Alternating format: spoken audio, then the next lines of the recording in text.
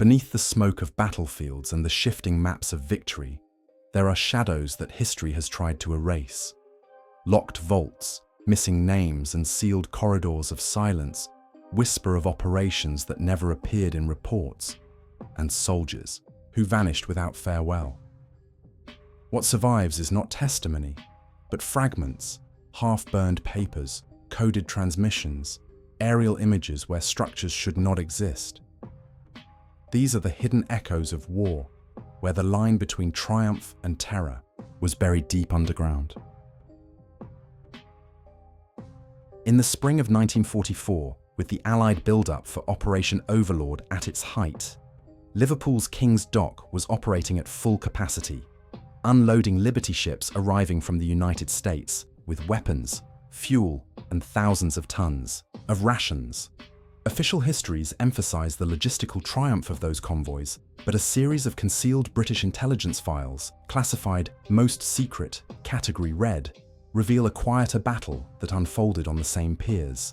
It began with a series of small fires reported in March and April, which Royal Navy investigators dismissed as careless smoking. But the frequency of incidents increased, and Naval Dispatch LVR 268 noted consistent irregularities in cargo manifests, entire crates unaccounted for between bill of lading and warehouse inventory. Security service officers, working under the designation Operation Harbormaster, began interviewing dock workers, many of whom were longshoremen hired only weeks earlier. MI5 report fragments reference the suspected infiltration of Abwehr agents into Liverpool's Transport and General Workers Union. One particular individual, case subject H17, allegedly used forged papers and was overheard speaking German in a Birkenhead pub before disappearing. More troubling were findings from Naval Intelligence Division Section 17. Divers discovered fragments of timed magnetic charges affixed beneath hull plating on two vessels, SS Samuel Chase and SS Jonathan Grout, recovered before detonation. These devices matched schematics of Abwehr sabotage tools known as Haftholdung. When the Soviet Second Belarusian Front reached the ruins of Peenemünde on May 5, 1945, they found a landscape already scoured by Allied bombing campaigns and German demolition teams. The official Soviet communiqué, preserved in the Central Archives of the Ministry of Defense, speaks only of rocket debris and destroyed test stands. Yet scattered fragments of Wehrmacht engineering records, captured later in Czechoslovakia and quietly filed under Technical Intelligence Summary 312, paint a darker picture. Among the many references to V2 production appears a recurrent designation, Schacht Thun, coded as a mining shaft but located beneath the Northern Test Complex. Schacht Thun was reportedly sealed in February 1945 on orders of SS Obergruppenführer Hans Kammler, the engineer-turned-administrator who oversaw secret weapons programs. A Luftwaffe requisition order dated January 17th details shipments of Sondergerät Höllenfeuer, translated loosely as Special Device Hellfire, transported under armored guard to the Peenemünde site, marked with skull insignia indicating the SS Scientific Directorate. Testimony from captured scientists, including Walter Dornberger, consistently avoided reference to Schacht Thun, though cross-referenced interrogation notes from the British Combined Services Detailed Interrogation Centre show that one engineer slipped under questioning, describing an irradiated warhead prototype stored underground. Post-war American OSS cables intercepted in late 1945, later heavily redacted, mention Soviet units removing sealed steel canisters from collapsed tunnels, guarded by NKVD troops and transported by rail to Kaliningrad.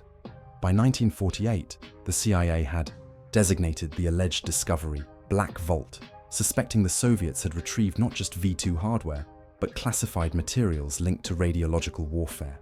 Declassified aerial photographs from the Royal Air Force's No. 540 Squadron reveal unusual craters near the test stand perimeter, consistent not with bombing, but controlled charges designed to bury subterranean structures. The mystery deepens.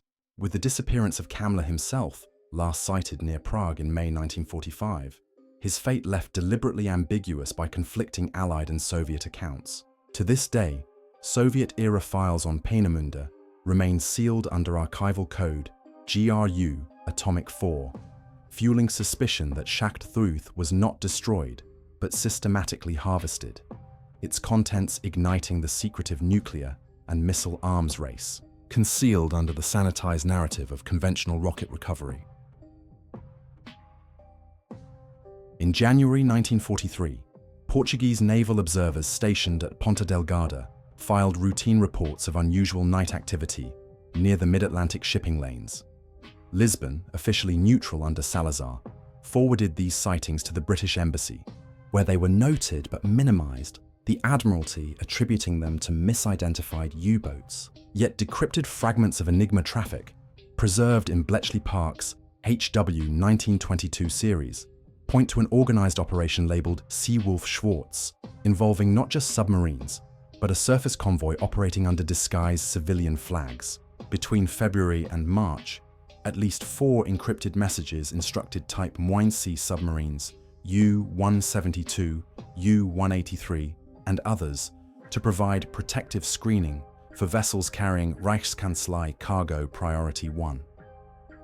The documents never clarify what the cargo was, though a surviving Abwehr file recovered in Munich after the war lists crates marked with Imperial Eagle seals, destination unregistered. American destroyer USS Champlain recorded an unexplained surface engagement on the night of March 11, 1943, 80 miles west of Horta, involving gunfire at silhouettes described as merchantmen with unusual running lights. The after-action report, signed by Commander C.L. Andrews, was inexplicably struck from the ship's log, surviving only in microfilm copies filed under ONI annexes decades later. Interrogations of captured U-boat officers at Fort Hunt, Virginia, reference an Atlantic transfer, but were redacted by the War Department before being entered into public archives. Rumors spread among Kriegsmarine survivors that the convoy had not been bound for Europe at all, but for South America, possibly Argentina, using the Azores as a staging point. Portuguese locals later described seeing ships with German naval officers docking briefly under the cover of fog, guarded by armed men speaking Spanish as well as German. Cross-referencing post-war shipping registries shows several merchant hulls listed as sunk in 1943 that never appear in any wreckage surveys, suggesting false sinkings to erase their trails. The British kept the Azores under heavy pressure until October 1943, when Portugal granted Allied airbase rights. By then, the shadow convoy had vanished into the Atlantic. No manifests survive, no surviving crew ever testified, and in the aftermath, dozens of related Admiralty files were sealed for 50 years under the Official Secrets Act, their contents still partially withheld. The absence of wrecks, combined with erased naval records, leaves only fragments, hints that an entire German convoy slipped through the Allied net, carrying something too valuable to be explained by ordinary war material. When German Army Group Center advanced into Smolensk in July 1941, Soviet forces retreated in disarray, leaving behind truckloads of NKVD files in half-burned administrative buildings. Wehrmacht intelligence officers from Abteilung Fremde Heere Ost seized the archives, which contained surveillance dossiers on local dissidents, partisan blueprints, and a curious set of maps referencing a covert rail junction designated Station 12. Unlike ordinary sidings, Station 12 did not appear on official Soviet timetables, but was marked on NKVD operational charts with annotations such as Transit East and classification Molnia, the Russian word for lightning. For 2 years under German occupation, the station operated in a shroud of secrecy. Civilian testimony collected by Einsatzgruppe B in 1942 spoke of deportation trains moving at night without whistle or lantern, their cars sealed and guarded by uniformed men whose insignia bore neither Wehrmacht nor SS markings. The German counterintelligence service, Abwehr II, flagged the location as a potential Soviet underground supply hub. Yet reports from Field Commander General Rudolf Schmidt indicate that when reconnaissance patrols approached, they found the area surrounded by heavy fencing and minefields, unusual for a rail yard. Luftwaffe aerial photographs taken in August 1943 reveal an extensive complex. multiple sidings disappearing into camouflage sheds, nearby barracks, and a fortified perimeter. When the Red Army retook Smolensk in September 1943 during Operation Suvorov, Station 12 vanished from the record. German officers captured near Yartsevo testified that retreating SS demolition squads had detonated charges to obliterate something buried, though their testimonies conflicted on whether the site was a weapons cache, an intelligence hub, or a deportation transit point. Soviet archival files on the recovery of Smolensk omit any mention of the station, while German documents were destroyed or sealed. Post-war, the US Army's Counterintelligence Corps collected testimonies from displaced persons who recalled trainloads of civilians, political prisoners, engineers, even children, disappearing into Station 12, never to reappear. A declassified CIA memorandum dated 1952, sourced from émigré informants, noted that Smolensk Station 12 may have been a covert NKVD node for mass transfer to Eastern labor camps or weapons testing facilities, but no hard evidence was ever produced. Modern surveys of wartime rail alignments show an anomaly: a missing stretch of track north of the Dnieper, stripped of ties and erased from Soviet cartography. Whether Station 12 was deliberately dismantled, or whether it concealed something, too politically dangerous for either side to admit, remains buried beneath layers of disinformation. What is certain is that thousands of individuals recorded as in transit Smolensk sector 1941-1943 vanish from both German and Soviet records after passing through its gates, leaving only charred fragments of maps and aerial photos to testify that the junction ever existed at all.